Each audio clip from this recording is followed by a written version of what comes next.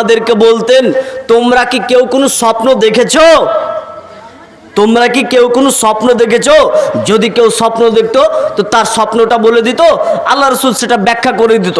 আর যদি কেউ স্বপ্ন না দেখতেন, আল্লাহ রাসূল যদি নিজে কোনো স্বপ্ন দেখতেন তো সেই স্বপ্নটা সাহাবীদের মাঝে বলতেন এবং তার ব্যাখ্যা করে দিতেন।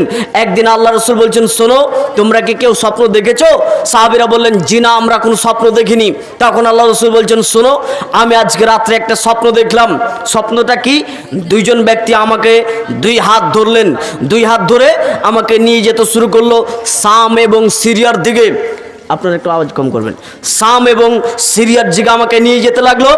যেতে যেতে যেতে যেতে দেখতে পেলাম একজন ব্যক্তি বসে রয়েছে আর একজন ব্যক্তি দাঁড়িয়ে রয়েছে। দাঁড়িয়ে থাকা ব্যক্তির হাতে রয়েছে একটি বাঁকা কোঁকড়া একটি লোহার সাঁড়াশি একটি লাঠি। ওই লাঠি দিয়ে বসে থাকা ব্যক্তির গালকে এইভাবে ধরে ফেড়ে একেবারে শেষ প্রান্ত পর্যন্ত পৌঁছে দিচ্ছে। আবার যখন এই গালটা থেকে যখন এই গালটি যখন ধরছে, তখন আবার পুনরায় আগের গালটি আবার ঠিক হয়ে যাচ্ছে। এই গালটি ফাটছে, আবার এই গালটা ঠিক হয়ে যাচ্ছে। আবার যখন এই গালটা যখন ঠিক হয়ে যাচ্ছে, এই গালটা ফাটছে, একটা ফাটছে, আবার আরেকটা ঠিক হয়ে যাচ্ছে। আমি জিজ্ঞাসা করলাম, মা হাযা, এক দৃশ্য? তখন তারা দুজন বলছেন, ইনতালেক, সামনের দিকে চলুন। ফানতালাক না, সামনের দিকে চলতে লাগলাম।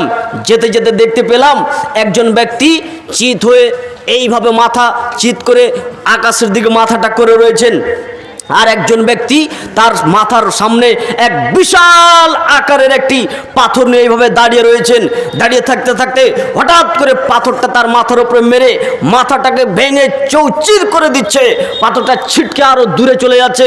আমি জিজ্ঞাসা করলাম, মা হাযা, একই দৃশ্য? তখন তারা দুজন বলছেন, ইনতালেক, সামনের দিকে চলুন। ফানতালাক না, আমরা সামনের দিকে দুজন যেতে লাগলাম। আবার আমরা যেতে লাগলাম। যেতে যেতে দেখতে পাচ্ছি একটি বিশাল আকারের একটি গর্ত। গর্তটি এমন ছিল কলসির মতো, ভেতর দিকটা প্রশস্ত, ওপরের দিকটা খাটো। এই গর্ততে দেখতে